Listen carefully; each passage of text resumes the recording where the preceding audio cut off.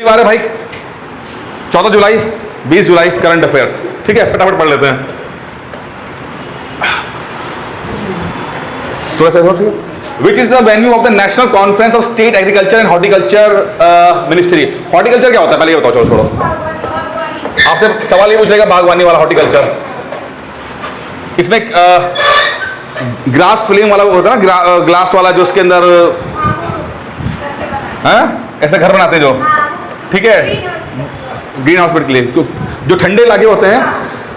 देखा आपने कभी इस तरह का? आप जाओगे हिमाचल प्रदेश जाओ, वहाँ पर जैसे कि सब्जियाँ उगानी होती है क्योंकि वहाँ ठंडा बहुत पड़ता है, तो इस तरह ग्लास हाउसेस बन जाते हैं। ठीक है, ऐसे ग्लास वाले होते हैं। अब सूरज की रोशनी जो है वो जब इधर आती है तो ये अंदर ट्रैप हो जाती है और ये क्या provide, green house effect provide करता है ना। ठीक है, हरित गृह, हाँ, प्रभाव। ठीक है, ग्रीन हाउस इफेक्ट। इससे क्या होता है, अंदर का टेम्परेचर ज़्यादा बढ़ जाता है। ठीक है, अब मान लो आप हिमाचल प्रदेश में हो, बाहर का टेम्परेचर जो है मान लो 10 डिग्री है। ठीक है, तो अंदर का कम से कम आपका टेम्परेचर जो हो जाएगा वो 25 डिग्री हो जाएगा। तो सब्जियां वब्जियां जो हैं वो उग जाती है इसके अंदर आपके। ठीक है, हिमाचल प्रदेश में खासकर ठंडे इलाके में होता ही है। तो ये हॉर्टिकल्चर का उस पर रहता है। तो राज्य कृषि और बागवानी मंत्रियों की राष्ट्रीय सम्मेलन का स्थल कौन सा है, सवाल ये पूछा गया है। ठीक है, तो इसका आंसर है आपका वाराणसी, सॉरी ये Bengaluru. The 2 days national conference of state agriculture and horticulture ministers were inaugurated in the Bengaluru, Karnataka. अब इसमें एक चीज खास कर, एक सवाल तो देखो ये बन जाएगा आपका कि कॉन्फ्रेंस कहाँ पे हुई है और हॉर्टिकल्चर क्या होता है।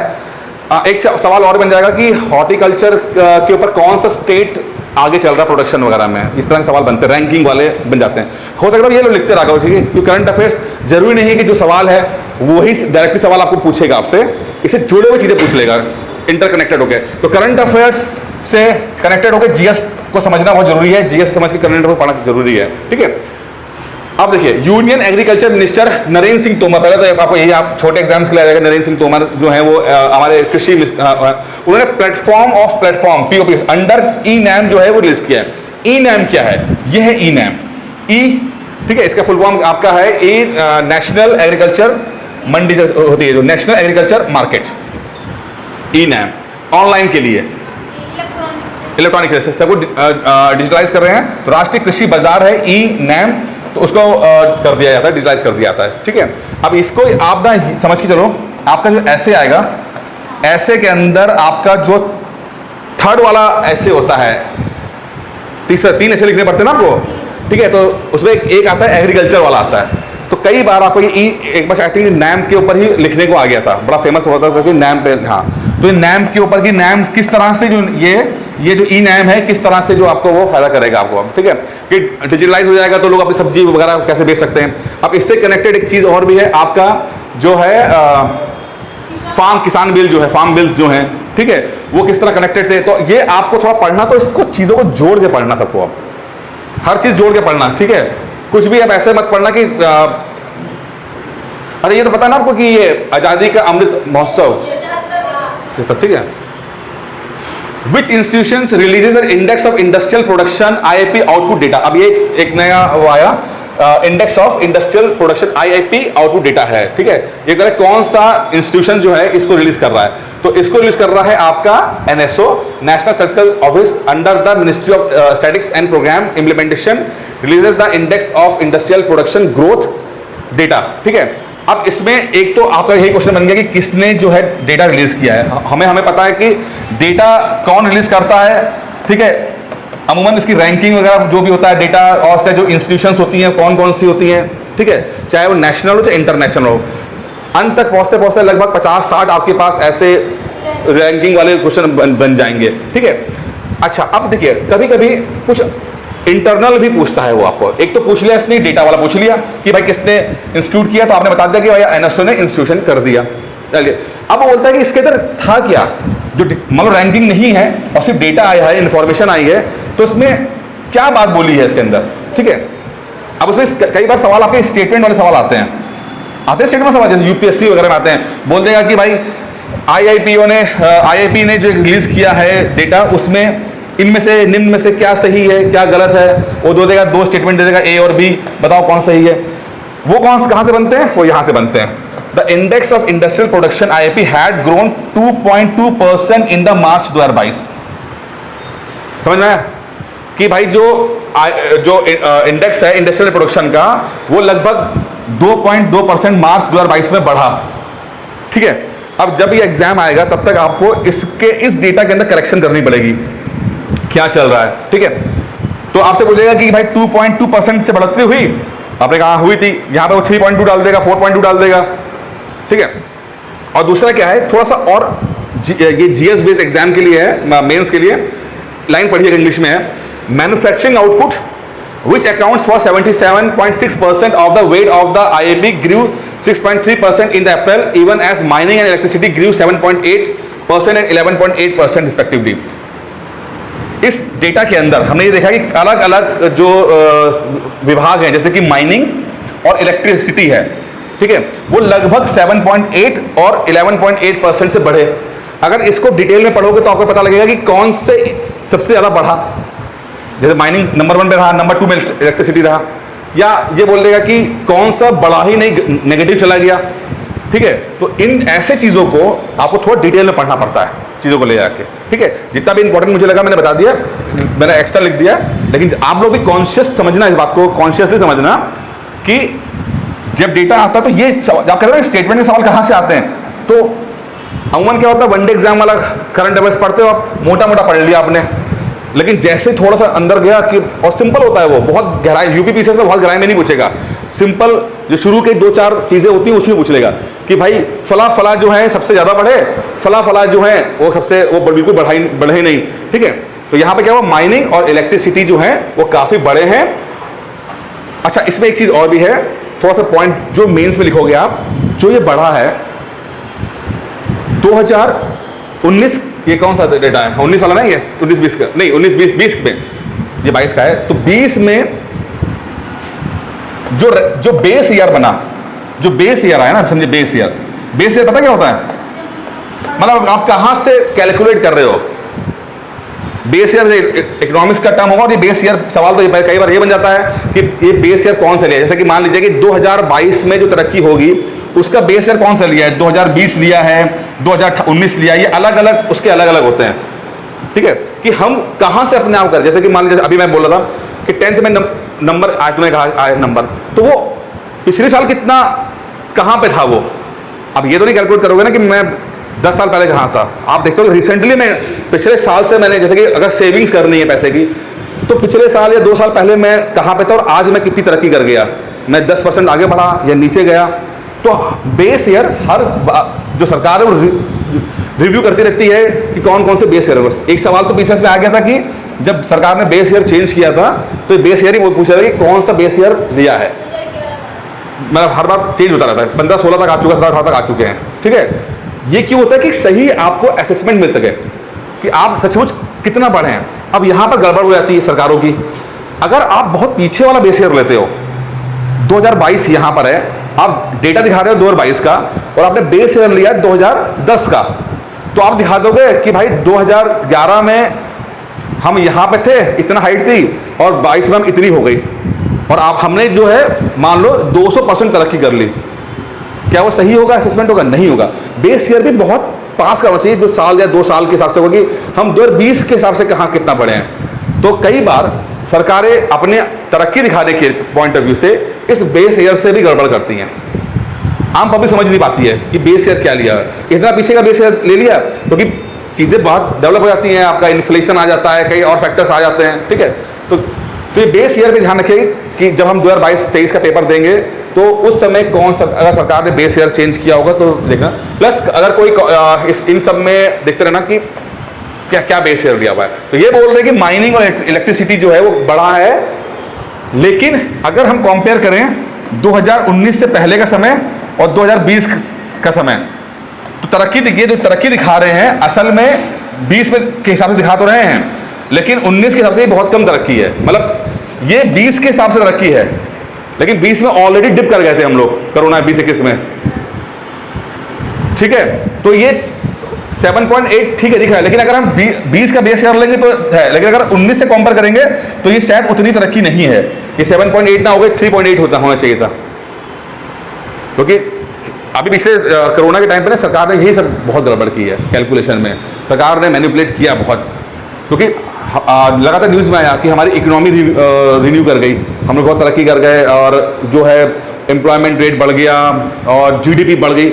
लेकिन जीडीपी भाई 2020-21 के से कैलकुलेट करोगे तो ज़्यादा ग्रोथ दिखा रहा है, लेकिन 19 के साथ दिखाओगे तो ग्रोथ इतनी ज़्यादा नहीं है। ये थोड़ा सा कैच था जो कि हर सरकार करती रहती है। समझ में आ गया थोड़ा सा क्या बोल रहा हूँ? बात सिर्फ इस क्वेश्चन की नहीं है, आपको भविष्य में इस तरह क्वेश्चन आए या अगर खुद भी पढ़ो तो आपको पता होना चाहिए कि आपको कहाँ कहाँ फोकस करना है। ये क्वेश्चन तो ही है, लेकिन कहाँ कहाँ फोकस करना है ये भी पता होना चाहिए आप लोगों को। सिर्फ कई किताब उठा के या कोई वीडियो देखकर आपने सिर्फ इस पे नहीं कर दिया, छोड़ दिया, क्योंकि गारंटी कोई नहीं है कि यही क्वेश्चन रिपीट हो जाएंगे। मकसद ये आपको ये है कि आपको पता लग जाए कि अंदर से क्या होती है, क्वेश्चन किस तरह बनते हैं। Which institutions release the cost of living crisis in developing countries report? अच्छा, डेवलप कंट्रीज और डेवलपिंग कंट्रीज का फर्क क्या है?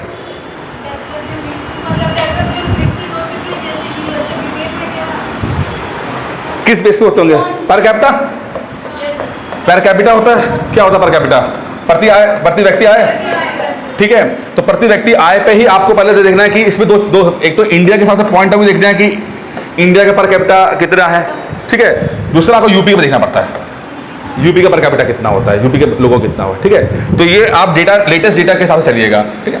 तो डेवलप्ड और डेवलपिंग कंट्री का थोड़ा सा यहाँ पर है। एक है थर्ड वर्ल्ड कंट्री, क्या होता है ये? थर्ड नाम सुना है? थर्ड वर्ल्ड कंट्री असल में इसका टेक्निकल मतलब क्या है बताता हूं मैं, और आज के मतलब क्या है। टेक्निकल मतलब ये था, एक वर्ल्ड था यूएसएसआर, एक वर्ल्ड था यूएसए, और जो बचा कुछ था वो थर्ड वर्ल्ड हुआ करता, जो कि ना इधर के ना उधर के, जैसे इंडिया हुआ करती थी, ना हम इधर जाएंगे ना उधर जाएंगे। इसका रियल मतलब ये है, लेकिन आज तो थर्ड वर्ल्ड को जो दिया वो डेवलपिंग कंट्रीज या गरीब कंट्रीज के नाम पे दिया गया। कई बार पेपर खोलोगे तो ये वर्ड आपको बार बार आपको आएगा। इसका मतलब ओरिजिन कहाँ से हुआ था उस समय? Cold war. कोल्ड वॉर पता ना, कोल्ड वॉर क्या होती है?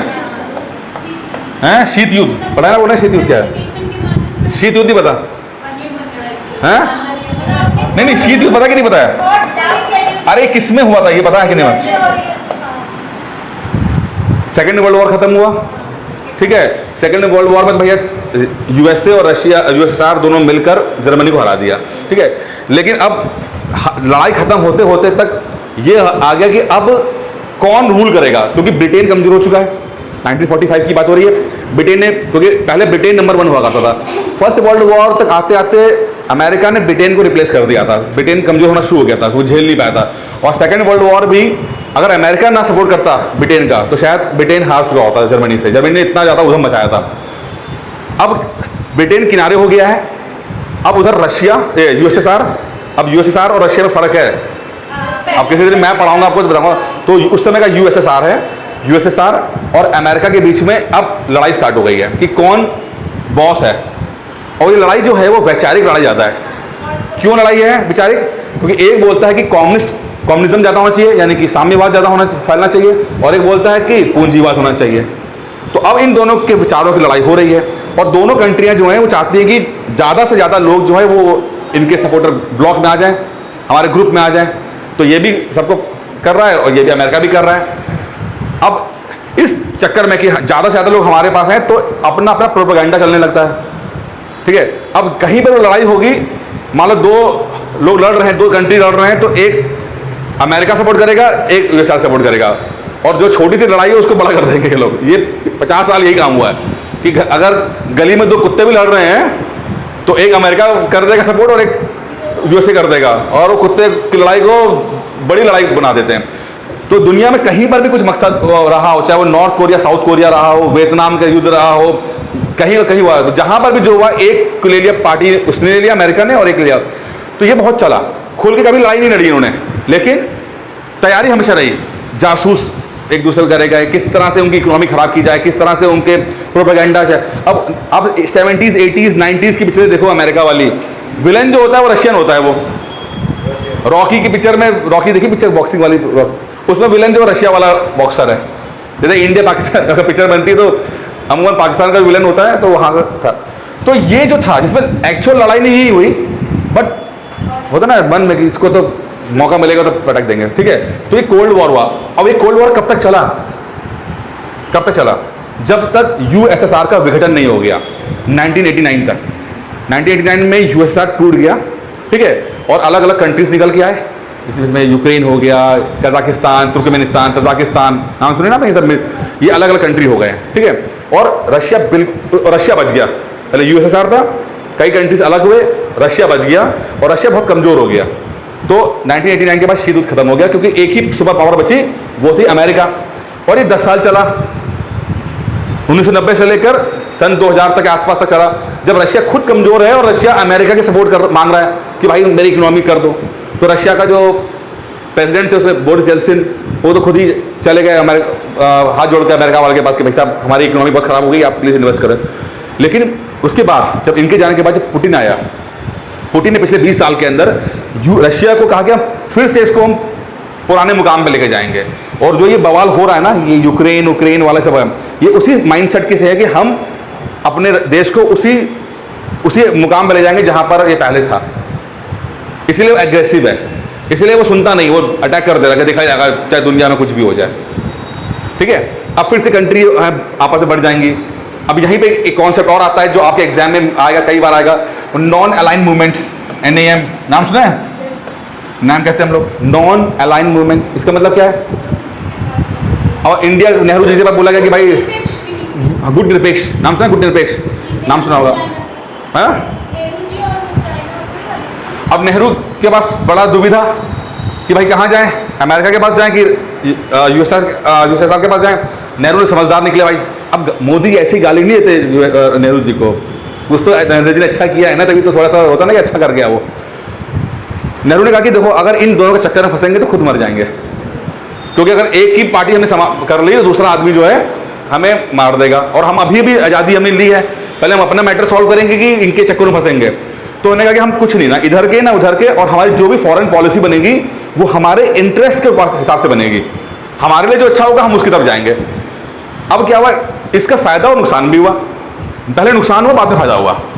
नुकसान पहले ये हुआ कि ना अमेरिका को लगता था कि इंडिया जो है वो यूएसआर का साथी है, तो अमेरिका ने शुरुआत में बिल्कुल भी हेल्प नहीं की है, यहाँ तक कि पाकिस्तान को हेल्प की है।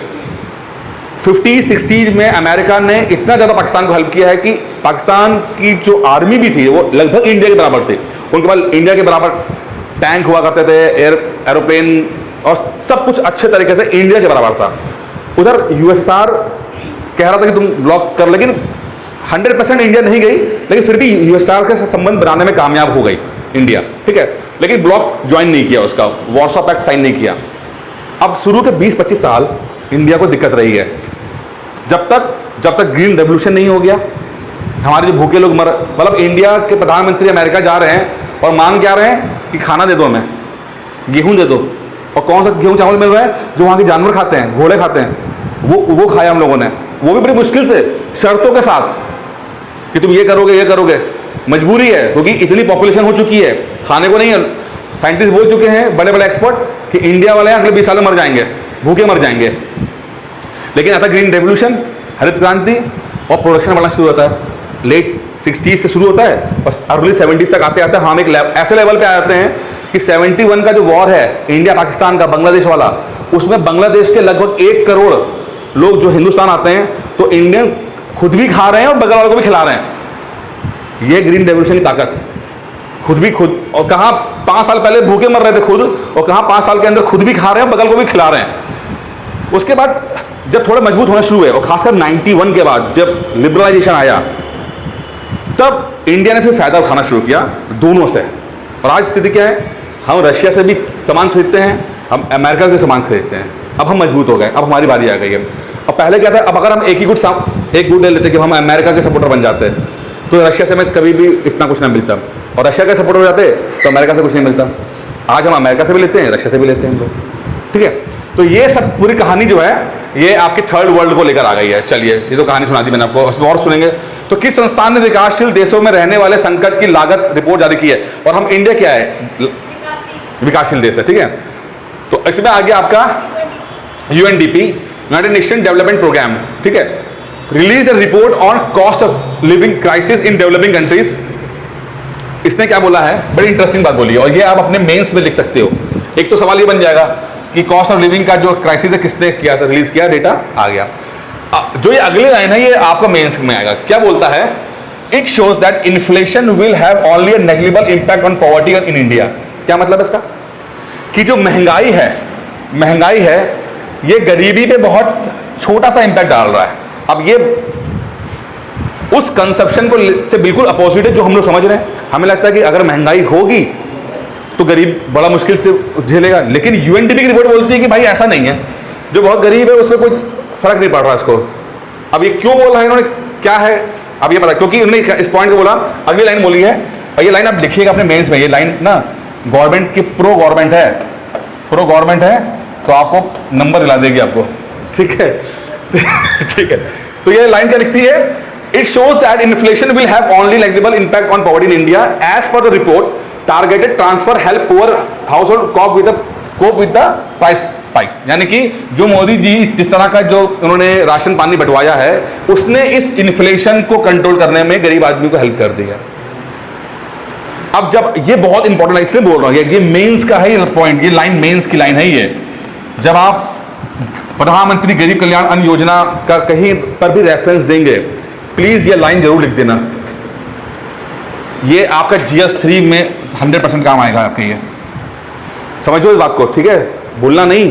क्योंकि एक तो ये लाइन प्रो गवर्नमेंट है, सरकार की नीति जो स्कीम बनाई है उसको सफल दिखाती हुई हो रही है। कभी सवाल आ जाए कि सरकार ने जो नीति बनाई है वो क्या सही है गलत है, जो भी है उसको दिखा रही है। प्लस जो रेफरेंस आ रहा है ना वो एक बहुत ही रिनाउंड संस्था से आ रहा है, UNDP से आ रहा है, छोटे मोटे से नहीं आ रहा है।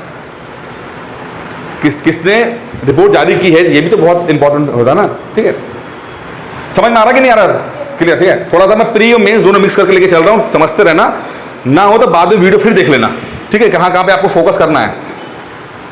It in India targeted and time bound transfer of food and cash were given to the vulnerable through PMGKY and PMGKV, यानी ये प्रधानमंत्री गरीब कल्याण अन्न योजना, जिसमें मुफ्त राशन बांटा गया था, ठीक है ना, मुफ्त राशन जो है। अब हैरानी की इस बात की है कि मोदी जी की जो ये स्कीम है बड़ी फेमस है और इससे गरीबों का बहुत हो गया। और यही मोदी जी अरविंद केजरीवाल को कह रहे थे कि ये तो रेवड़ियाँ बांट रहा है, जब वो कहता है कि इलेक्ट्रिसिटी और वो सब जो है फ्री कर दो, तो मोदी जी ने जो काम किया उससे तारीफ की है भाई, UNDP ने की है। तो इस तरह भाई हमारा देश समाजवादी देश है ना, सोशलिस्ट कंट्री है ना, वही होती है। तो गरीबों कौन सुनेगा यार, कौन सुनेगा? अगर सरकार नहीं सुनेगी, सरकार अगर कुछ दे रही है तो कोई बहुत बड़ी बात नहीं है, सरकार को देना चाहिए। Which company is set to produce India's first quadrivalent human क्या है papilloma virus vaccine against cervical cancer. Cervical cancer जो महिलाओं में होता है, ठीक है, उसके खिलाफ इंडिया में पहली बार जो QHPY वैक्सीन बनी है, ये किसने बनाई है? Serum institute of India. ये सीरम वाले वही हैं जिन्होंने आप वैक्सीन अभी जो आपकी बनाई थी, ठीक है। तो drug and controller general of India DCGI approve India first quadrivalent human papilloma virus vaccine against cervical cancer. The QHPY vaccine will be manufactured by Pune based serum institute of India. Cervical cancer is the second most frequent cancer among women in India between age of 15 से 44 साल। Cancer का जो है, इस cervical cancer जो है उस बहुत बड़ा ये है। तो ये फैक्चुअल सवाल है, सीधे आपको मिल जाएगा, आपको मतलब एज इट इज मिल जाएगा आपको, ठीक है। Which of the following ministry has signed an MOU with the Ministry of Health and Family Welfare with an aim to eliminate TB in India by 2025? अब ये तो सवाल तो ये बन गया आपका कि जो है मिनिस्ट्री ने जो है कौन सा टारगेट बनाया है टीबी को खत्म करने में। एक सवाल तो देखो यही बन गया आपका, ठीक है। टीबी हो गया, पोलियो क्या है कि नहीं, चला गया, ठीक है। इंडिया से चला गया है, पाकिस्तान में अभी भी है, ठीक है, पाकिस्तान में अभी भी है, ठीक है। तो ये एक और ये टारगेट वाला सवाल बन जाते हैं आपको अभी। और कुछ अभी हम पढ़ेंगे, अभी तो नहीं पढ़ रहे हैं, कि अलग अलग बीमारी को लेकर अलग अलग टारगेट बनाए जाते हैं। जैसे टीबी को लेकर 2025 का टारगेट रखा है, तो अलग अलग बीमारी को लेकर है, तो ये सवाल एक बन जाता है इसको, तो थोड़ा सा कॉन्शियस समझिएगा, ठीक है। टीबी मतलब ट्यूबरक्लोसिस, क्या होता है इसके अंदर? फेफड़े की बीमारी यही है, पानी लंग्स से पानी भर जाता है, टीबी हो जाता है, ठीक है। एक समय में टीबी जानलेवा मानी जाती थी, लोग मतलब टीबी हो गया तो मर गया आदमी समझते थे क्या, लेकिन अब ऐसा नहीं है। Union health ministry and Panchayati Raj ministry have sign an MOU. अब देखो पंचायती राज मिनिस्ट्री है, अब देखो अजीब सा नहीं है, यूनियन हेल्थ मिनिस्ट्री और पंचायती राज मिनिस्ट्री। अब देखो जब ये एमओयू साइन हुआ है और बीमारी किस किस पे हुआ, टीबी पे हुआ है, तो अमूमन जब ऑप्शन आएगा तो हेल्थ मिनिस्ट्री से या हेल्थ से जुड़ा हुआ कुछ जो ऑर्गेनाइजेशन है उससे आएगा, लेकिन कौन कर रहा है, पंचायती राज मिनिस्टर। ठीक है, तो ऐसे जो होते हैं मतलब कोई योजना होती है जो बिल्कुल अपोजिट योजना हो जाएगी, मतलब जो नाम है वो उससे बिल्कुल अलग वो शो कर रहा होगा, उन सवालों के आने की संभावना बहुत ज़्यादा होती है। ठीक है, तो पंचायती राज बहुत इंपॉर्टेंट है ये। ठीक है, have and sign an MoU with an M of eliminate TB in India. This MoU will serve as a milestone to achieve the objective and target of TB free India campaign in 2018। Prime minister Modi launch a TB free India campaign at New Delhi. It was launch to eliminate TB in India by 2025, 5 year ahead of the. अब देखो ये line से असल में target 2030 में रखा गया है, लेकिन मोदी ने कहा कि नहीं 2025 में। 2030 में कौन सा है, ये वाला SDG वाला सस्टेनेबल डेवलपमेंट गोल, सतत विकास गोल 1930 का रखा हुआ है ना, लेकिन हमने कहा मोदी जी का ना जीना, हम तो सबका जल्दी करते हैं। समझ लो कहाँ पे फोकस करना है, मतलब जो दिख रहा है सिर्फ वही फोकस नहीं करना, बाकी जो नहीं भी दिख रहा है वहाँ फोकस करना है। वही सफलता का है। लोग कहते हैं ना कि यार कुछ लोग कहते हैं किताब पढ़ते हैं, कुछ लोगों को उसी नोट से सवाल दिख जाते हैं कि सब सारा एग्जाम सवाल उसी एग्जाम नोट से आए, और कुछ को लगता है यार कहाँ आए, कुछ नहीं था, तो बस देखने की नजर चाहिए होती कहाँ आया हुआ। National highway authority of India NHAI। अब पहले समझ लो कि क्या है NHAI। जो आपके हाईवे बन रही हैं वो उसकी ये संस्था है, ये NHAI। ये इससे भी कुछ दिनों पहले इन्होंने वर्ल्ड रिकॉर्ड बनाया, एक ही दिन में सबसे ज्यादा लंबा I think 35 kilometre, I think 34-35 kilometre ऐसे कुछ है पर डे। हर दिन लगभग 35 किलोमीटर पर डे जो है इंडिया में सड़कें बनी हैं। अब इसमें NHAI का बहुत बड़ा रोल है।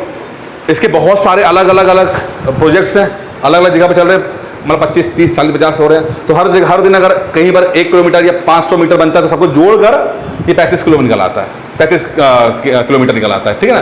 प्रॉब्लम क्या हो रही है, NHAI ऐसे तो बहुत अच्छा, प्रॉब्लम ये हो रही है जैसे मैं पहले समझा था कि ये इंफ्रास्ट्रक्चर की कंपनी है, इंफ्रास्ट्रक्चर बना रही है, तो गेस्टेशन पीरियड जो इसका होता है इस बड़ा मुश्किल हो जाता है। तो मतलब ये सड़कें जो बन रही हैं, तो अभी तो NHAI जो है NHAI इन्वेस्ट कर रही है, लेकिन NHAI को फायदा होगा, अभी नहीं होगा, बाद में होगा। अब क्या है, दिक्कत यही हो गई है कि अगर ये जो बना रहे हैं उससे रिटर्न से टाइम पे आना शुरू हो जाए तब तो ठीक है, वरना इनके पास पैसे कमी हो जाएगी। और जो ये बड़े बड़े इंफ्रास्ट्रक्चर वाले जो कंपनीज फ्लॉप होती हैं, बस यहाँ पर हो जाता है, गड़बड़ हो जाता है इसके अंदर। ठीक है, तो अभी कुछ आजकल हाल फिलहाल में इनकी दिक्कतें चल रही हैं, उनको पैसे का जो उनका जो है वो रिटर्न जो है ढंग से आने लगा, कोरोना के चक्कर में भी हो गया और इसमें दिक्कत आ गया। ठीक है, चलिए आगे देखते हैं। NHAI and Maharashtra metro has achieve world record for constructing the longest double decker जो है viaduct in Nagpur. What is the length of the double decker bridge. अब यूपी PCS के बड़े फेवरेट सवालों में से एक चीज है पुलों की लंबाई नापना। ठीक है, पुलों की लंबाई जो होती है वो सवाल, तो पहला तो अब 2 चीजें हैं, 2 सवाल बन 3 सवाल बन जाएंगे। एक तो NHAI वाला बन जाएगा, एक बन जाएगा डबल डेकर वाला जो पुल है, डबल डेकर पुल। तो ये कहां पर है, नागपुर में है। मतलब एक अभी दिखाऊंगा, फोटो दिखाऊंगा, एक पुल नीचे जा रहा है, एक पुल ऊपर जा रहा है। ठीक है, तो डबल डेकर पुल है और इंपॉर्टेंट सवाल है ये। ठीक है, क्योंकि ये इंडिया का पहला वर्ल्ड रिकॉर्ड बनाया ना हमने, सबसे बड़ा है, तो वर्ल्ड रिकॉर्ड बनाया तो समझ जाओ कि कुछ खास होगा। कहाँ है, नागपुर में है। नागपुर कहाँ है, महाराष्ट्र में है। अब ज्यादा स्मार्ट एग्जामिनर होगा तो पूछेगा कि कितनी लंबाई है, तो 3.14 किलोमीटर है ये, 3.14। देखिए एक नीचे पुल है, ऊपर पुल, ठीक है ना, एक नीचे पुल के ऊपर। अब तो जमाना उसी का आने वाला है, आप एक पुल के नीचे एक पुल के ऊपर एक पुल, ऐसे इतनी तो गाड़ियां आ गई हैं यार। ठीक है, समझ में आ गया। मेट्रो का काम किया था 2000 अभी 2000 आई थिंक 21 में सवाल पूछा था, 22 में नहीं, 21 में पूछा था या 20 से पूछा था, एक पूछा था कुछ सवाल पूछा था कि लंबाई कितनी है। एक गंगा का पुल था, कौन सा पुल था, 9 किलोमीटर का पुल था वहाँ उस, हाँ, तो इस तरह के सवाल। which has become the first railway station in India to be equipped with the augmented reality screen। अब पहले ये चीज़ क्या चिड़िया का नाम है, augmented reality screens। एक ना आज से 2-4 साल पहले एक वीडियो मेरे पास आया, वो दुबई का था। दुबई के पार्क होते हैं ना वहाँ पर, दुबई, तो वहाँ पर दो बच्चे खेल रहे हैं, तो अचानक से उस मॉल के अंदर से सामने से एक डायनासोर निकल आया, तो बच्चे डर गए। फिर वो डायनासोर गया तो वो शेर निकल आया, ठीक है, वो शेर दहाड़ रहा ऐसे कर रहा है, ठीक है, बच्चे डर भी रहे हैं, खुश भी हो रहे हैं। तो वही चीज़, वो स्क्रीन है, वो 3D screen, augmented reality screen है, जो आपको आभास देती है ऐसे जानवरों का स्केच कर रहे हैं। तो अब इंडिया में भी आ गया, पर दुबई वाला था, दुबई, मैं तो बड़ा खुश होकर दुबई वाला देखे, लेकिन अब हिंदुस्तान वालों ने भी ये स्क्रीन लगा दी है। और कहाँ लगाई है? ये लगाई है आपका डी वाला क्या ऑप्शन है, छत्रपति शिवाजी महाराज टर्मिनल में लगाया। और इस तरह का, अब दिख रहा है आपको, देखा है वीडियो, देखा कि नहीं देखा? शेर, ये शेर बन जाता है, ये बच्चे खेल रहे होते हैं इसके। हाँ डरते हैं बच्चे, 3D वाला है। बेटा पानी बोतल लिया बगल से। छत्रपति शिवाजी महाराज टर्मिनल जो मुंबई में है, has become the first railway station in India to be equipped with the augmented reality screen. ठीक है, समझ में आ गया? चलिए, ये खेलने में कितना अच्छा है ना, मैं तो बड़ा, मुझे तो बड़ा पसंद है तो खेलना। चलिए आगे देखते हैं। The prime minister was laid the foundation stone of Deoghar airport in which state. अब मोदी जी ने एक इनॉग्रेशन फाउंडेशन स्टोन डाला है, नींव रखी है देवघर एयरपोर्ट की। वो कहां पर है? देवघर कहां पर है? झारखंड। देवघर झारखंड में है, ठीक है। यहां पर इन्होंने जो है एक नया एयरपोर्ट डाला उसके अंदर।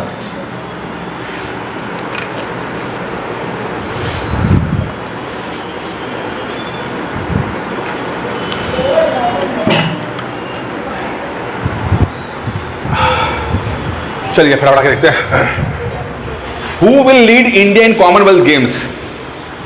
2022 में कॉमनवेल्थ गेम होने जा रहे हैं। कहाँ होने जा रहे हैं पहले ये बताइए। कॉमनवेल्थ होता क्या है पहले छोड़ो यार, पहला बेसिक सवाल, कॉमनवेल्थ क्या है?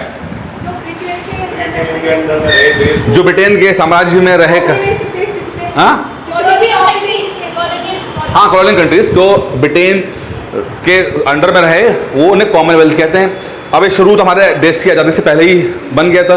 शुरुआत ये थी कि ऐसा ग्रुप बनाएंगे जिसमें कि इकोनॉमिक जो है अच्छी हो जाए, आपस में व्यापार करना ये वो करना हो जाएगा। लेकिन समय के साथ साथ इसमें स्पोर्ट्स भी आ गया, लेकिन धीरे धीरे करके ना कॉमनवेल्थ इकोनॉमी जो है वो थोड़ा पीछे चला गया और अलग और कॉन्सेप्ट्स आ गए। G20, G7, UN ज़्यादा ये आ गए, WTO आ गए। तो ये कॉमनवेल्थ का जो कॉन्सेप्ट है वो खाली गेम्स तक ही सीमित रह गया, ठीक है। अच्छा, अब ये कहाँ होने वाले हैं? अलग-अलग कंट्रीज। अरे अभी कहाँ होने वाले हैं? 2022 में, अभी 27-28 स्टार्ट होने वाला है। टीवी ना देखो टीवी तुम लोग, ठीक है। टीवी नहीं देखोगे तो बनोगे खराब। टीवी देखो, न्यूज़ सुनो, ठीक है। इसलिए ये है कि इंडिया को कौन लीड कर रहा है। लीड मतलब है कि जो मार्च पास्ट होता है तो आगे झंडा लेके कौन जाएगा, ठीक है। इंग्लैंड में होगा भैया इस बार कॉमनवेल्थ गेम्स। और हरप्रीत कौर जो हैं, हरप्रीत कौन है ये क्रिकेटर है, इंडिया क्रिकेट टीम, ठीक है। हरप्रीत कौर है, वो जो है कॉमनवेल्थ गेम्स में ये करेंगे, ठीक है। चलो अब इसके बारे में जब ये 27 जून से स्टार्ट हो जाएगा, 28 जुलाई से स्टार्ट हो जाएगा, तो फिर बर्मिंघम में स्टार्ट होगा। ये बर्मिंघम कहाँ पर है? आपका इंग्लैंड के अंदर है। और सवाल ये पूछ सकते हैं आपसे, ये तो चलो छोड़ो, अगला कब पड़ेगा? 4 साल में एक बार होता है, कहाँ होगा? लिख दो। हाँ ऑस्ट्रेलिया, ठीक है, विक्टोरिया ऑस्ट्रेलिया, लिख दो, ठीक है। सरप्राइज करने के लिए वो आएगा। POP fame, a new fuel which was found in the news was developed from which source. एक साइंटिस्टों ने ना एक नया फ्यूल निकाला है, नया फ्यूल। हमने पेट्रोल के बारे में पता है, केरोसिन ऑयल के बारे में पता है, ये सब पता होता है। एक नया सोर्स निकाला है POP फेम, FAME। किससे बनता है? बैक्टीरिया से बनाया है। छोटे बैक्टीरिया से साइंटिस्टों ने एक बना दिया। एक लॉरेंस बर्कले लैब है, उन्होंने पहला जो बैक्टीरियम फ्यूल POP फेम जो है बना दिया गया है। मतलब बैक्टीरिया से दिखते नहीं, वहां से उसका भी तेल निकाल लिया। बैक्टीरिया से तेल निकाल लिया भाई। और उसको देखो कितनी ज्यादा। अब देखो सवाल एक और सुनो। The fuel has energy density value exceeding 50 mega joules a litre which is more than a rocket fuel use at present. यानी कि कैलोरिफिक वैल्यू जो होती है, अब कैलोरिफिक वैल्यू क्या होती है? कौन सा फ्यूल ऐसा हो जिसकी कैलोरीफिक वैल्यू हाई हो कि लो, हमें कौन सा इस्तेमाल करना चाहिए? हाई हो फायदा है, ठीक है। जैसे कि अगर 1 किलो जलाने पर कितनी एनर्जी वो प्रोड्यूस कर रहा है ना, ठीक है। आप पता लगा कि लकड़ी जलाने के लिए अगर एक इतनी एनर्जी निकालने के लिए, मतलब 100 किलो जूल एनर्जी निकालने के लिए हमें 10 किलो लकड़ी जलानी पड़ रही है, वो सही है कि 10 मिलीलीटर पेट्रोल निकालना पड़ रहा है? तो कैलोरीफिक वैल्यू जिसकी ज़्यादा होती है वो अमोनियम वाले फ्यूल्स ज़्यादा बेहतर होते हैं, कम चाहिए होते हैं ना ज़्यादा देने के लिए। अब ये देखो, जो बैक्टीरिया का जो तेल निकाला है वो रॉकेट से भी ज़्यादा कैलोरीफिक वैल्यू है। रॉकेट में तो फ्यूल में क्या बोलते हैं रॉकेट की फ्यूल को? प्रोपेलेंट। और क्या होता है प्रोपेलेंट? हाइड्रोजन, लिक्विड हाइड्रोजन, और नाम सुना नहीं आपको? सॉलिड फ्यूल भी होता है और लिक्विड फ्यूल भी होता है। जब रॉकेट पढ़ाएंगे तब पढ़ाएंगे इसमें, ठीक है। तो वो प्योर फॉर्म होता है इसके लिए। When will the first leader I2U2 summit? हाँ, तो पहले तो I2U2 क्या है भाई? इंडिया, इजराइल, यूएस और यूएई। यूएई, ठीक है। अरे यूएई, इसकी मीटिंग कहाँ हो रही है? I2U2, India, Israel, UAE and US. गलत मत कर देना, यू से की युगांडा आ जाए तो बता लो, राइट कर दो दोस्तों, ठीक है। अब ये देखो, जिस तरह से फेमस रहा है आपका ब्रिक्स, जिस तरह से फेमस रहा है आपका हाँ जो मीटिंग होती है, ठीक है, उस तरह से ये आजकल नया है I2U2, जो हाँ क्वाड जैसे फेमस रहा है 2 साल रहा, अब ये नया आ गया है फितूर, जो एग्जाम में देखने को मिलेगा। I2U2 क्या है? India, Israel, UAE, US. पहले चीज क्या काम क्या है, किसको फोकस करेगा? रिन्यूएबल एनर्जी को, इकोनॉमी। मतलब ये मिलिट्री अलायंस नहीं है, क्वाड थोड़ा मिलिट्री अलायंस टाइप का आता है, ये मिलिट्री अलायंस नहीं है, ये रिन्यूएबल एनर्जी। रिन्यूएबल एनर्जी कौन सी होती है? सोलर लाइट वगैरह द्वारा एनर्जी, ठीक है, उस पर ज़्यादा फोकस करेगा। रिन्यूएबल एनर्जी प्रोजेक्ट्स जो है अभी इन्होंने गुजरात में, I2U2 will advance renewable energy project in Gujarat.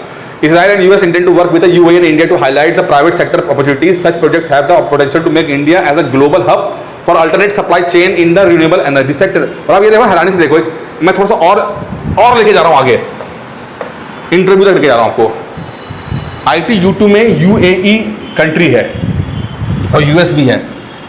ये दोनों कंट्री जो हैं वो पेट्रोलियम प्रोड्यूसिंग कंट्रीज हैं। अमेरिका के पास बहुत पेट्रोल है, ठीक है, लेकिन ये लोग क्या कर रहे हैं? देखो, रिन्यूएबल एनर्जी पे फोकस कर रहे हैं। क्या शो करता है इसका? क्या शो हो रहा है? ये कि भाई पेट्रोल खत्म हो रहा है और ये कंट्रीज भी जो हैं वो अपने आप को शिफ्ट कर रहे हैं, अपनी इकोनॉमी को अपने के, जब तक ये खत्म हो हम दूसरे चीज़ों पे शिफ्ट कर जाएं। जैसे सऊदी अरब ने 2 साल पहले पहली बार, मतलब वो डेयरी जो प्रोजेक्ट्स होते हैं उस पर ज़्यादा काम करना शुरू किया। डेयरी यानी कि दूध वगैरह जो होता है, और अच्छा खासा बजट उन्होंने बनाया कि हम इस सेक्टर में अपने को डेवलप करेंगे, और जो पूरा डिपेंडेंसी है पेट्रोल पे और इस गैस के ऊपर वो ख़त्म करनी है, क्योंकि पता है अगले 40-50 साल में ख़त्म हो जाएगा, और 40-50 साल के अंदर हम अपने आप को चेंज नहीं कर पाए तो बर्बाद वो हो चुके हैं। जो पैसा उन्होंने आया वो उन्होंने सिर्फ अय्याशी में काट दिया, ना ट्रेनिंग में, ना एजुकेशन में, ठीक है, ना कोई मैन पावर उन्होंने और अच्छा तैयार किया, ना कुछ फैक्ट्रीज या कुछ सेक्टर तैयार किए। और तेल है वो निकाला, लोगों ने यूज़ किया, उनके जो भी शेख थे, अब क्या है? कुछ है ही नहीं। लोगों का लिविंग स्टैंडर्ड हाई है बट क्वालिटी नहीं है लोगों के अंदर। अभी नुपुर शर्मा वाला केस हुआ, चलो मैं थोड़ा और आपको एक एंगल और देता हूँ आपको।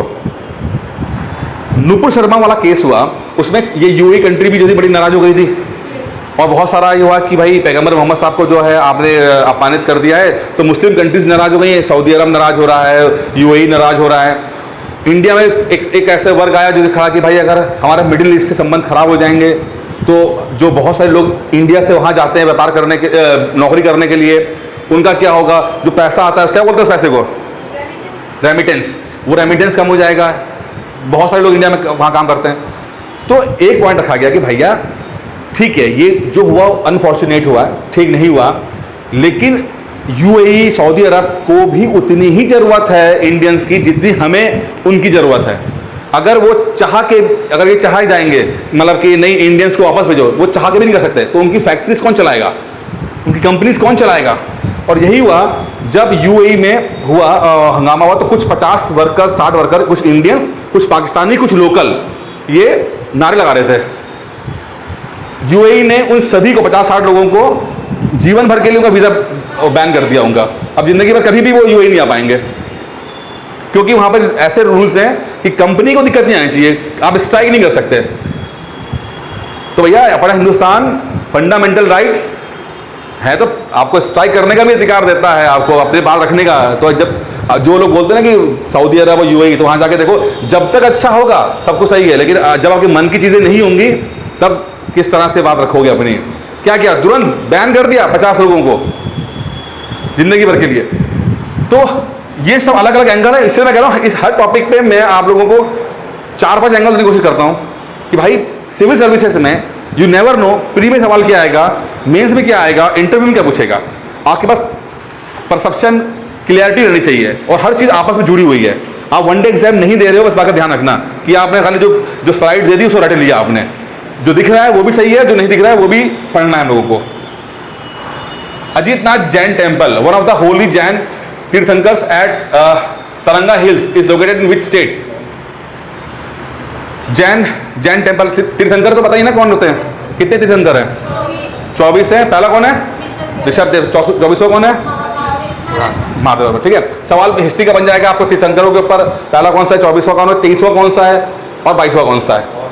ठीक है, 2-3, हाँ ठीक है, आपको रहते हैं इसके अंदर। अच्छा, जो इसका आंसर क्या है, गुजरात में ये इन्होंने बनाया है।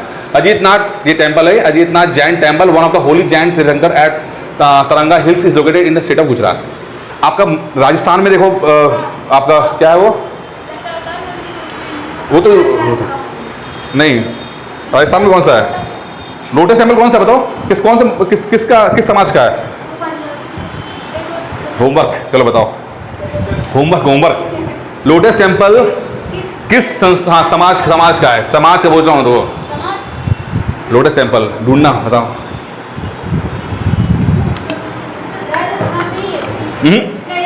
लोटस टेम्पल दिल्ली में। यार तुम लोग यार पापा से बोलो घुमाएं करें थोड़ा सा, घर में रह के पीछे नहीं बनाया था। तो मैं क्या बोल रहा हूँ, मैं ये बोल रहा हूँ कि लोटस टेम्पल किस समाज में बनाया है, मैं ये बोल रहा हूँ। मैं थोड़ी बार कौन से भगवान का है बताओ, कल बताना मैं, ठीक है मुझे। विच institution release the global gender gap report? अब एक और रिपोर्ट आ गई आपकी, आप लोगों का जीवन में नरक कर देगा रिपोर्ट है ये सब, ठीक है, सब रिपोर्ट पढ़ के, ठीक है। कौन सी ग्लोबल जेंडर रिपोर्ट है, किसने बनाया आपका? ये वर्ल्ड इकोनॉमिक फोरम। हाँ भाई लंबा दे दिया मैंने आप लोगों को बहुत। अब पहला सवाल, global gender gap index for 2022 was recently release by world economic forum. ये आगे पहला सवाल तो बहुत इंपॉर्टेंट यही बन गया आपका, ठीक है। अब इसमें क्या है, आइसलैंड 90.8, आइसलैंड कहां पर है? यूरोप, वो भी ऊपर वाला Europe. Glad the global ranking of first place while India कौन से रैंक में है? 135वां। पहले 140 पे था, माना 156 में से 140 था, अब 146 में से 135 आ गया। जेंडर गैप, महिलाओं और पुरुषों के बीच में जो अलग अलग उस पे है। अच्छा अब देखो, ये तो आपने 2-3 सवाल यहाँ बन गए आपके। पहला बना ये बन गया, दूसरा आपका ये बन गया, तीसरा आपका इंडिया की रैंकिंग बन गई है। अब मेंस में आते हैं, इसी बात को लेकर, नहीं प्री में आते हैं। तो पहले तो आपको आ जाएगा कि हमारे साउथ एशिया में इंडिया की पोजीशन क्या है। मतलब साउथ एशिया का मतलब है कि इंडिया, पाकिस्तान, श्रीलंका, बांग्लादेश, भूटान। तो अगर आप देख रहे होगे, इंडिया ये है हमारा प्यारा प्यारा भारत, ठीक है। 1 2 3 4 5 हमसे ऊपर, ठीक है। और खाली पाकिस्तान, हमारा प्यारा पाकिस्तान, हमारा प्यारा पाकिस्तान तो नीचे हैं, जो हमें सुपीरियर एहसास दिलाते हैं हर बार, हर रिपोर्ट के अंदर कि हाँ भाई हम बेटर हैं, है ना। हमें सुपीरियरिटी कॉम्प्लेक्स हमें इन्हीं से हो जाती है कि इस रैंकिंग देखिए। तो ये है हमारा। अब ये देखो, मैं आपको बताना चाह रहा हूँ कि सवाल तो कैसे बनता है बेटा। आसान सवाल बन गया तो ये बन गया, थोड़ा सा ट्विस्ट करने पर आ गया तो वही डाल देगा कि साउथ एशिया के अंदर जेंडर गैप में इंडिया से कौन आगे है कौन पीछे है, या इससे जुड़ा हुआ आ जाएगा। ये बहुत आते हैं क्वेश्चन, ठीक है। तो थोड़ा सा इंडिया की पोजीशन देख लो कि बांग्लादेश जो है नंबर 1 है, सबसे देखो इंपॉर्टेंट बांग्लादेश नंबर 1 है। ये हमारे उस परसेप्शन से बिल्कुल अलग है कि बांग्लादेश हमें गरीब लगता है। लेकिन एक बात बताऊं आपको, एक किताब पढ़ो आप, अमर्त्य सेन की फ्रीडम एज ए डेवलपमेंट, और 2-3 किताबें उनकी और भी लिखी हुई हैं। मैं 2012-14 से पढ़ रहा हूँ किताबें उनकी। उन्होंने बांग्लादेश को लेकर बहुत बहुत रिपोर्ट्स दी है। सेल्फ हेल्प ग्रुप, स्वयं सहायता समूह, ग्रामीण बैंक, नाम सुना कभी आपने? ये कॉन्सेप्ट कहाँ से आया? बांग्लादेश, मोहम्मद यूनिस सबसे पहले स्टार्ट किया उन्होंने, ठीक है। वो सेल्फ हेल्प ग्रुप, स्वयं सहायता समूह जो स्टार्ट हुआ, माइक्रो फाइनेंस, ठीक है। ये पता है? कुछ नहीं पता है, नहीं पता, समय बड़ा कम है, लेकिन बताना बहुत कुछ है आप लोगों को यार। ये बड़ा समस्या रहती है, फिर जितना होगा उतना करेंगे, फिर आगे कर लेंगे। मोहम्मद यूनुस जो थे वो बांग्लादेश के इकोनॉमिक्स के प्रोफेसर थे। वो बाहर विदेश पढ़ने जाते हैं, कुछ साल बाहर रहते हैं, वापस आते हैं, बांग्लादेश आते हैं। देखते क्या है, अपने ढाका यूनिवर्सिटी में वो पढ़ा रहे होते हैं। देखते क्या कि यूनिवर्सिटी के बाहर जो लोकल लोग रहते हैं वहाँ की हालत सही नहीं है। ये बात हो रही है 75 की बात हो रही है, ठीक है। 71 में बांग्लादेश आज़ादी हुआ था, आई थिंक 70s की बात हो रही है, आज़ाद हो चुका था या नहीं था, बस आसपास था। ये लोगों की हालत बहुत ख़राब है, खासकर औरतों की हालत बहुत ख़राब है। औरतें जो हैं वो रोज़ शाम को उनका काम था जैसे कि मनी लेंडर से, यानी कि जो पैसे देते हैं उनसे उधार पैसा लेती थी।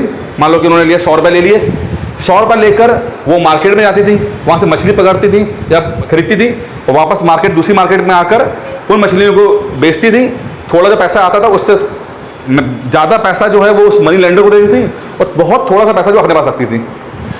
अब इससे क्या था कि वो जो पैसा था जो वो कमा रही थी, वो इतना नहीं कमा रही थी कि अपनी गरीबी की जो साइकिल उसे तोड़ते हैं। और हर दिन उनको मनी लेंडर की जरूरत पड़ रही थी। प्रॉफिट उनको मतलब 10 रुपये का हो रहा है, मछली आई 100 रुपये की रही है, अब वो सेविंग्स भी इनकी नहीं है अपनी। तो अब ये मोहम्मद यूनुस ने देखा कि यार ये तो बड़ा समस्या, क्योंकि ये कुचक्र बन गया हुआ है। रोज वही सिस्टम है, रोज जाओ पैसा मांगो, अच्छा वो इंटरेस्ट भी ले रहा है आपके, अपने 100 रुपये पर इंटरेस्ट भी ले रहा है, वो उसको तो बैठा बैठा मजा आ रहा है, और सारी मेहनत इसकी है, सेविंग्स भी इसकी नहीं कर पा रही है। अब इस कुचक्र में फंस गई और महिला फंसी हुई, और सारी महिला फंसी हुई हैं। तो मोहम्मद यूनुस ने कहा कि यार एक काम करते हैं, अगर ऐसा करें कि इनको हम कुछ पैसा दे दें आसानी से, तो ये कुचक्र से बाहर निकल सकती हैं। मनी लेंडर क्योंकि ज़्यादा इंटरेस्ट लेता है, तो उन्होंने बैंक से टाइप किया। पहले तो उन्होंने खुद अपना पैसा दिया था, बाद में उन्होंने बैंक से टाइप किया। इसमें उन्होंने माइक्रो फाइनेंस दिया। माइक्रो फाइनेंस एक वर्ड आएगा आप लोगों को, नाम सुना माइक्रो फाइनेंस का? क्या होता है माइक्रो फाइनेंस? माइक्रो में छोटा, आपने लोन हमने देखे होंगे इसके, अब 1 लाख 2 लाख, लेकिन माइक्रो का मतलब होता है कि 5,000 10,000, भाई जरूरत तो पड़ेगी ना 10,000 की भी, 20,000 25,000, तो ये 20-25 हज़ार वैसे ज़्यादा भी होता है, लेकिन ये 10-20-25 हज़ार रुपये की जो पैसा होता है उसे माइक्रो फाइनेंस कहते हैं, छोटा छोटा पैसा देना है, ठीक है। अब ये कौन बांटता है? MFI, माइक्रो फाइनेंस इंस्टीट्यूशंस हैं इंडिया में, या NBFC कह लो या NBFI कह लो, ठीक है, दोनों है, नॉन बैंकिंग फाइनेंशियल कंपनीज। वो कंपनियां जो बैंक नहीं है पर पैसा दे रही हैं। पेटीएम का भी लोन लिया आपने? पेटीएम लोन देता है, पेटीएम लोन देता है, क्या वो माइक्रो फाइनेंस है? आपको 5,000 देगा, 10,000 देगा, 15,000 देगा, बस देने को तो 1 लाख भी देता है, लेकिन वो क्या है? नॉन बैंकिंग है। बैंक में क्या होता है कि डिमांड ड्राफ्ट वगैरह या इस तरह होता है। ये थोड़ा इकोनॉमिक्स का टर्म ज़्यादा पढ़ाएंगे जब आपको, लेकिन ऐसे जो बैंक नहीं है बट फाइनेंशियल इंस्टीट्यूशंस में जुड़े हैं, फाइनेंस वाले में लोन देना, लोन लेने में काम कर रहे हैं। जैसे आपने बजाज फाइनेंस देखा होगा, नाम सुना होगा, तो बैंक, बजाज का वो बैंक तो है नहीं, लेकिन वो नॉन बैंकिंग तो है ना, लोन तो दे रहा है, सब कुछ कर रहा है कि नहीं कर रहा है, ठीक है। चलिए, तो ऐसी कंपनीज जो है आजकल इंडिया में फेमस है। अब इन्होंने क्या किया, इन्होंने उन औरतों को पैसा दिया कम उस पर इंटरेस्ट रेट पे दिया, और इंटरेस्ट पे कम देने से क्या हुआ कि अच्छा, उन्होंने पहले क्या किया, उन्होंने कुछ 15 औरतों को या 10 औरतों का ग्रुप बनाया, जिसे कहते हैं सेल्फ हेल्प ग्रुप, स्वयं सहायता समूह, और उनसे बोला कि आप 10 लोग जो हैं कुछ पैसा इकट्ठा करो और थोड़ा पैसा बैंक से लेकर एक नया बिजनेस करो, उस नए बिजनेस से आप पैसा कमाओ, कुछ पैसा जो इंटरेस्ट के रूप में वापस करो बैंक को, और बाकी पैसा आप आपस डिस्ट्रीब्यूट कर लो। इससे आपका रिस्क कम हो जाएगा और बैंक भी आपको पैसा ज़्यादा दे देगा, ठीक है। अब इसमें क्या होता है कि जो ये औरतें होती हैं, काम करती हैं, चूंकि सामाजिक ताने बाने में बनी हैं, तो डिफॉल्टर नहीं होती हैं। डिफॉल्टर हमेशा बड़ा आदमी होता है, अलग आता है, क्योंकि आप जो डिफॉल्ट रेट है, यानी कि बैंक को लोन ना देने, वापस कर पाने का जो दर है वो बहुत कम है। 10 औरतें हैं, अब मान लो किसी ने डिफॉल्ट करने की कोशिश कर दी, उधार ले लिया, तो बाकी औरतों का प्रेशर बढ़ जाता है उसके ऊपर। तो ये जो कॉन्सेप्ट था सेल्फ हेल्प ग्रुप का जो था SHG का, ये 90s में इंडिया में आया। इंडिया ने देखा कि इससे बहुत फायदा हो रहा है, क्योंकि बात सिर्फ पैसे की नहीं है। जब 10 औरतें बैठती हैं तो बोलती हैं बेटी तुम्हारा बच्चा क्या काम कर रहा है, वह 10th पास कर ली है, क्या करेगा, क्या पता नहीं दीदी क्या करेंगे। कहते देखो इंजीनियरिंग करवा दो उससे, या डॉक्टरी करवा दो, या फला बिजनेस करवा दो। अब समझना इस बात को, औरतें जब बैठेंगी तो सिर्फ बिजनेस की बातें नहीं होती हैं, घर परिवार की बातें भी होती हैं। ठीक है, यहाँ से चीज़ें आगे बढ़ी। अब मान लीजिए जैसे कि लेट्स सपोज वुमेन हेल्थ को लेकर कुछ समस्या है, सरकार को चाहती है कुछ योजना जो है कोई ऐसा चाहिए कि वो औरतों को फैलाएं। अब वो सेल्फ हेल्प ग्रुपों को सब मतलब वो करती थी, कांटेक्ट करती थी, और जो बात पहुंचाना चाहती है तो इन स्वयं सहायता समूह के माध्यम से अच्छी तरीके से फैलने लगी औरतों के अंदर। औरतें समझ भी रही हैं, सारी औरतें बैठी हुई हैं, बात भी कर रही हैं, डिस्कस भी कर रही हैं, और सरकार जो पहुंचाना चाहती है मतलब वुमेन एजुकेशन हो गया, वुमेन लिटरेसी, वुमेन फाइनेंस या वुमेन हेल्थ, जो भी सरकार, तो वो चीज़ें होना शुरू हो गई औरतों को लेकर बहुत। यहाँ तक कि जो सबसे बड़ा एग्जाम्पल रहा वो रहा इंस्टीट्यूशनल डिलीवरीज का। मतलब जो बच्चे पैदा होते हैं, पहले घर में पैदा होते थे, ठीक है, लेकिन बच्चे घर में पैदा होंगे तो उनको रिस्क ज़्यादा रहता है। ठीक है, इन्फेक्शन हो गया, या अगर मान लो बच्चा दिक्कत कर रहा है तो उसको कोई मेडिकल हेल्प नहीं मिल पा रही है। ठीक है, तो जो इन्फेंट मॉर्टेलिटी रेट होता है कि बच्चा पैदा होते मर जाने वाला, या MMR होता है, मैटरनल मोर्टेलिटी रेट होता है, जिसमें माँ मर जाती है, इस दर को कम करने का प्रेशर आया। तो अब औरतों को ये कन्विंस करना है कि जाके हॉस्पिटल में डिलीवरी करानी है, सरकार करा नहीं पा रही थी ऐसा, तो इन्होंने सेल्फ हेल्प ग्रुप से बात की, इन्होंने आपस में डिस्कस किया और कन्विंस किया आपस में एक दूसरे को कि जाके उधर जाके आप डिलीवरी करो। बांग्लादेश ने क्या किया, ये चीज़ें कर ले गए, बहुत आसानी से कर ले गए। इसको जब देखा इंडिया वालों ने, तो इंडिया ने 90s के बाद से इंडिया ने कॉन्सेप्ट फॉलो किया। अब देखिए गाँव में जितने भी सेल्फ हेल्प ग्रुप हैं वो ना सिर्फ फाइनेंस वाले काम भी कर रहे हैं, हेल्थ वाले काम भी कर रहे हैं। जो मॉर्टेलिटी रेट है दोनों बच्चे का और माँ का दोनों कम हो गए, अब बच्चे वहाँ हॉस्पिटल में पैदा हो रहे हैं। ठीक है, अब इसमें क्या हुआ कि आप ये देखो, जो जेंडर गैप है यानी पुरुषों और महिलाओं के बीच में जो काम है, तो ये सेल्फ हेल्प ग्रुप की वजह से ही बांग्लादेश में ये स्ट्राइकिंग फीचर दिख रहा है कि वो गैप वो कम होता चला गया। तो जहां पर ये सक्सेसफुल रहा वहां पर रिजल्ट भी दिख रहा है, रैंकिंग में दिखाई दे रहा है कि बांग्लादेश कितना बेहतर परफॉर्म कर रहा है। वहीं पर इंडिया उतने अच्छे तरीके से इंप्लीमेंट नहीं कर पाया, कर रहा है, लेकिन बांग्लादेश एक बेस्ट एग्जाम्पल है स्वयं सहायता समूह किस तरह से काम करने चाहिए। बाकी ऑल ओवर वर्ल्ड ने कॉपी किया इस कॉन्सेप्ट को, लेकिन बांग्लादेश ने बहुत अच्छे तरीके से किया। एक एग्जाम्पल और देता हूं मैं आपको। नोटबंदी होती है 2016 में होती है ना, 16 में हुई, और मोदी जी ने बोला कि भाई इससे हम लोग डिजिटल ट्रांजैक्शन, हमारा जो है मोबाइल ट्रांजैक्शन है वो बहुत बढ़ेगा। ठीक है, चलो बढ़ गया, बढ़ा भी काफ़ी, पेटीएम गूगल पे वगैरह बढ़ा भी।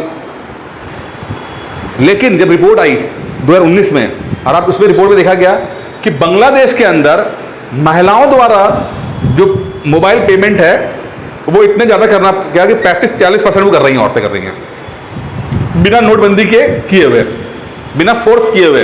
हम लोगों को तो फोर्स किया गया ना कि हम लोग करने के लिए, वहाँ पर ग्रुप में सिखा दिया गया और वो औरतें करने लगी। तो बांग्लादेश इसीलिए सोशल इंडेक्स में धीरे धीरे ना बहुत आगे निकलता जा रहा है, इसको अंडर एस्टिमेट मत करना। रैंकिंग में कभी बांग्लादेश को बिल्कुल आउट राइट मत करना। सामाजिक इंडेक्स दिखाई दे रहे हैं आपको, जहाँ पे खासकर औरतों वाला और इस तरह का जो होगा, बांग्लादेश बहुत संभव है अच्छा परफॉर्म किया होगा उसने। ये सफलता की कहानी है बांग्लादेश। और एक चीज़ और, बांग्लादेश की आधी जो गरीबी, वैसे गरीब कंट्री अभी भी है, लेकिन जो आज जो भी गरीबी खत्म हुई है, आधी से ज़्यादा गरीबी इस सेल्फ हेल्प ग्रुप या ग्रामीण बैंक नाम से, ग्रामीण बैंक,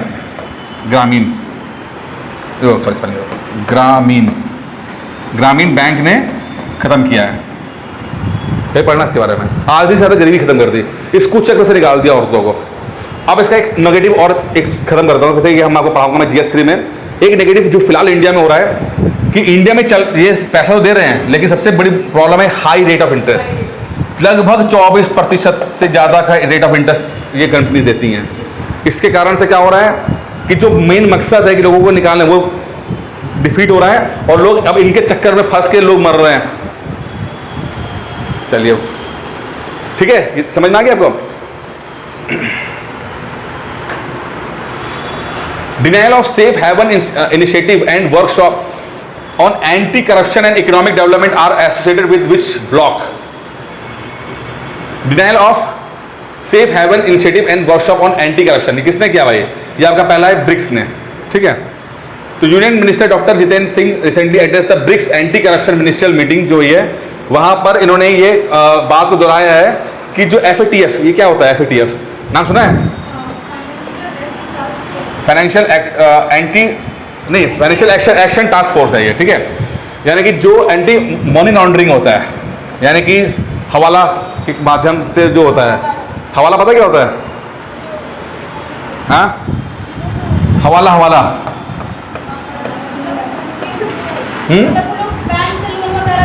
नहीं, हवाला ट्रांजैक्शंस कैसे होते हैं हम लोग? हाँ बेटा, किस्त नहीं बताता मैं बताता हूँ। सिंपल बताता हूँ। अरे सुन ले, वो नहीं है। हवाला का मतलब है कि आप जो ट्रांजैक्शन कर रहे हो पैसे का, उसमें बैंक का रोल खत्म कर दो आप। बैंक का रोल खत्म। अब कैसे खत्म होगा? लेट्स सपोज आपकी बहन गई है, मतलब चलो इंग्लैंड गई है, ठीक है। अब उसने वहाँ पैसा कमाया, अब वो चाहती है कि पैसा आपको भेजे, ठीक है। अब वो बैंक के माध्यम से भेजती है, ठीक है। तो सरकार की नज़र में आ जाएगा, बैंक की नज़र में आ जाएगा कि भाई देखो इतना पैसा ट्रांजैक्शन हो रहा है, तो कहाँ से पैसा किया? हो सकता है टैक्स लगाते हैं उसके ऊपर। अब वो टैक्स बचाना चाहती है, वो क्या करेगी कि बोलेगी बैंक के माध्यम से नहीं भेजेंगे। तो कैसे भेजेंगे? तो हवाला एक होता है, एक नेटवर्क है, हवाला नेटवर्क होता है। वो वहाँ पर एक हवाला नेटवर्क एक बंदे को मिलेगी, बोलेगी देखो वो पैसा वहाँ जमा कराएगी, ठीक है। लंदन में जो ऑफिस होगा, वहाँ पर उसने मान लो 10 लाख रुपया जमा करा दिया। इस लंदन वाले ने, आप दिल्ली में बैठे हो, दिल्ली वाले ने अपने बंदा जो उसको फ़ोन कर दिया, बोल दिया कि भैया 10 लाख रुपया जो है यहाँ पर डिपॉजिट हो गया है। पैसा जमा कराया, साथ में एक रसीद दे दी, एड्रेस वाली दे दी, ठीक है। इसने फ़ोन किया कि देखो यहाँ पे पैसा जमा हो गया है, तुम फला एड्रेस पे जाकर 10 लाख रुपए डिलीवर कर दो। ये इसके बाद जो पैसा होगा वो जाकर वो उस एड्रेस पे जाकर डिलीवर कर देगा, ठीक है। 10 लाख के ऊपर जो भी उनके चार्जेस होंगे वो चार्जेस ले लेंगे, बाकी वो पैसा ट्रांसफर कर देंगे। अब बैंक कहीं इन्वॉल्व नहीं हुआ, पैसे का ट्रांजेक्शन लंदन टू दिल्ली हो गया, बैंक नहीं इन्वॉल्व हुआ है, सरकार खबर नहीं लगी, और इस नेटवर्क ने जो है पैसा कमा भी लिया। तो बैंक को बाईपास कर जाने का कॉन्सेप्ट ही है हवाला कॉन्सेप्ट है। ये 90s के दशक में बहुत ज़्यादा हुआ है। सरकार जो लगातार इतना स्ट्रॉन्ग कानून बनाती है, तो सरकार बार बार देखती है कि ट्रांजेक्शन जो हो रहे हैं कैसे वो क्या, क्योंकि अगर बैंक इन्वॉल्व नहीं हो तो सरकार पता ही नहीं लग पाएगा कि कैसे क्या हो रहा है, ठीक है।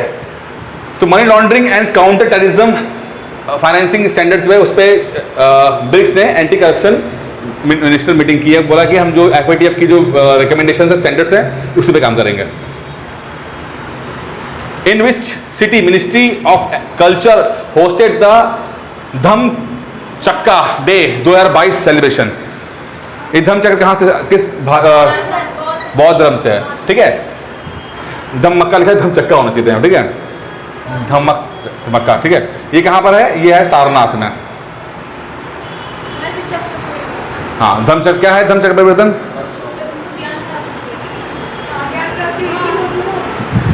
पहला जो उन्होंने अपना दिया था ना, वो गृह त्याग नहीं, उपदेश, पहला उपदेश, गृह त्याग नहीं होता है,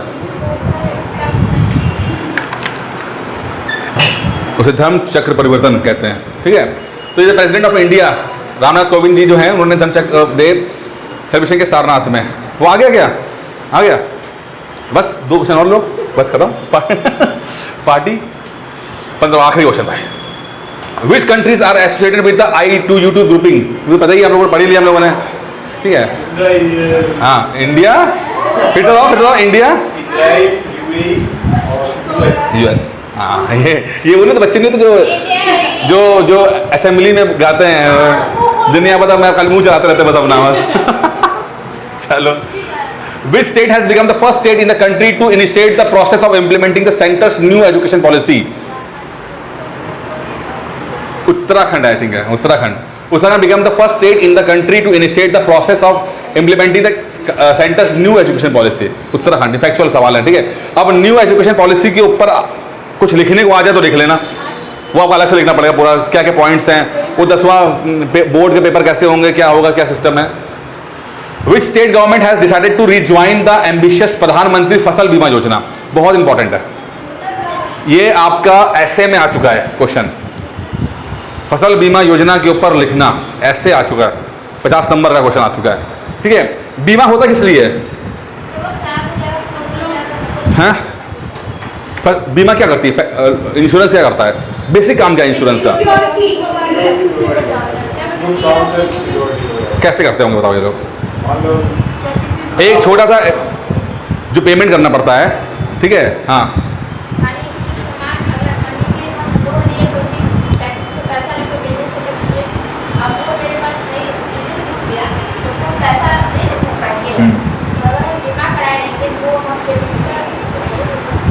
देखिए सिक्योरिटी के पर्पज से होता है, ठीक है, इंश्योरेंस है, इंश्योर करता है। इसमें ये होता है कि मान लो सरकार, किसान ने फसल उगाई, अब पता नहीं है कि 4 महीने बाद स्थिति आ रही है कि बरसात होगी कि नहीं होगी, कोई कीड़े मकोड़े ना आ जाए, टिड्डे ना आ जाए, फसल खराब ना हो जाए, तो सारा इन्वेस्टमेंट जीरो हो जाएगा। तो इस चीज़ को सिक्योर करने के लिए वो इंश्योरेंस कराता है उन फसलों का। ठीक है, छोटा सा कुछ एक अमाउंट पे करेगा कंपनीज को, ठीक है, और 1 लाख या 2 लाख जितना का भी बन पा रहा होगा वो बन जाएगा। इन केस अगर फसल पूरी खराब हो जाती है, ओलावृष्टि हो गई, बिजली गिर गई, पानी आ गया, बाढ़ आ गई, टिड्डे आ गए, वो गांव में सब होता ही बहुत है, ठीक है, तो जितना डैमेज हुआ होगा उस हिसाब से इंश्योरेंस वाला जो पैसा है उसको मिल जाएगा। ठीक है, ये अब इंश्योरेंस कंपनियां फ़ायदा कैसे उठाती हैं? इंश्योरेंस कंपनी फ़ायदा उठाती हैं वो वॉल्यूम पे काम करके। वो ये होती है कि मान लो हम 1 लाख लोगों का इंश्योरेंस करेंगे तो उसका जो इनका जो पैसा आता है, जो इन्वेस्टमेंट जो करते हैं, तो आप 1 लाख में ऐसा तो नहीं सबके सारे फसलों पर टिड्डे आ जाएंगे। 1 लाख के बाद कैलकुलेशन होती है कि 1 या 2 या 10 हो जाएंगे, तो उनको पैसा देंगे, बाकी के जितना पैसा है वो हमें हमारा प्रॉफिट हो जाता है। तो इंश्योरेंस का जो बिजनेस है वो वॉल्यूम पे चलता है कि कितने लोग, जैसे कि एक्सीडेंट होता है ना, एक्सीडेंट के बाद कोई मर गया तो क्या होगा, सब थोड़ी मर जाते हैं। ठीक है, तो 1 लाख लोग एक्सीडेंट हुआ तो 100 लोग मर गए, तो 100 को पैसा देना है, बाकी लोगों को तो नहीं देना ना, वो तो पैसा इंश्योरेंस कंपनी का आता है। वो इंश्योरेंस कंपनी क्या करती है, जो पैसा उसके बाद आता है उसको वो इन्वेस्ट करती है शेयर्स में, बॉन्ड में, अलग अलग जगह पे, तो वहाँ से उसका रिटर्न बनता है, उस पैसे का पैसा और पैसा डेवलप होता है, वही पैसे बांट पाती है। तो रोटेशन ऑफ मनी इस तरह करती है। तो ये प्रधानमंत्री फसल बीमा योजना है, इसमें सरकार ने बोला कि भैया योजना जो है एडी क्या है, आंध्र प्रदेश में हो रहा है। ठीक है, अच्छे तरीके से मैंने इसमें लिखा हुआ है, ये इंपॉर्टेंट चीज़ थी, मैंने कहा था ना GS3 का पॉइंट है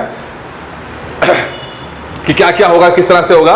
तो लगभग 40 लाख फार्मर्स जो हैं, the state will get the insurance cover in the case of natural calamity, यानी कि अगर कोई प्राकृतिक आपदा आ जाए तो 40 लाख लोगों को वो मिल जाएगा। और ये आंध्र प्रदेश जो है इसमें हायर प्रीमियम पे कर रहा है, इसके अंदर मतलब ज़्यादा पैसा इन्वेस्ट कर रहा है। इंश्योरेंस इसलिए करा लेना चाहिए आदमियों को। यहाँ तक कि आप लोग कभी लोन लेना बैंक से, तो भगवान ना करे, लेकिन कोई अगर लोन ले लेना और मान लीजिए कोई हादसा हो जाए, तो जो जिसने लोन लिया होता है उसको इंश्योरेंस करा लेना चाहिए, फिर वो लोन इंश्योरेंस में कवर हो जाता है। फिर वो ऐसा ना कि मतलब कि कोई हेड ऑफ द हाउस ने ले लिया लोन, 10 लाख का ले लिया, अब वो वही कमाता है, वही वापस कर रहा है, लेकिन मान लो दुर्भाग्य से अगर वो 1-2 साल के बाद वो एक्सपायर कर जाए किसी तरह से भी, तो परिवार वाले तो तैयार नहीं ना, कमा तो नहीं रहे। अगर मान लो इंश्योरेंस नहीं कराएगा तो परिवार वालों को भरना पड़ेगा लोन, लेकिन अगर इंश्योरेंस करा लेगा वो, तो अगर मान लो एक्सपायर हो जाता है कमाने वाला आदमी, तो वो लोन भी लैप्स हो जाता है। एक हमारे अभी जानने वाले थे, उनका यही हुआ है, तो उनका हस्बैंड अचानक एक्सपायर कर गया, तो गनीमत थी कि उन्होंने इंश्योरेंस कराया हुआ था, ये तो उनकी क्या होता है उस फैमिली का। हाँ, मतलब इंश्योरेंस मतलब जैसे आपने लोन ले लिया, ज़्यादा लोन ले लिया, 15 लाख 20 लाख का लोन है, और आप ही कमा, मतलब जो मेन आदमी कमा रहा है, इंश्योरेंस उसको लेना चाहिए जो अर्निंग मेंबर है, जो पैसा कमा रहा है, उसके लिए इंश्योरेंस ज़्यादा होता है, क्योंकि उसके ही होने ना होने से बहुत फर्क पड़ेगा, फाइनेंशियल फर्क है। एक तो है इमोशनल लॉस, भाई इमोशनल लॉस तो अलग बात है ना, लेकिन एक है अर्निंग लॉस, मतलब पैसे का फाइनेंस होना, वो उसका क्या। अब मेन आदमी कमा रहा है पैसा और वो अचानक चला गया, तब क्या। तो खासकर ये जो हेल्थ इंश्योरेंस नहीं, याला एक्सीडेंटल इंश्योरेंस और इस तरह का जहाँ या लोन वाला इंश्योरेंस, उसको कराना चाहिए जो पैसा कमा रहा हो। बाकी लोग ऐसे नहीं, हाउस वाइफ घर में बैठी हुई है, उसका ठीक है, वो अगर वो खत्म हो जाए कितनी है, इमोशनल लॉस तो है, लेकिन फाइनेंशियल तो कोई फर्क नहीं पड़ा ना घर को। चलिए।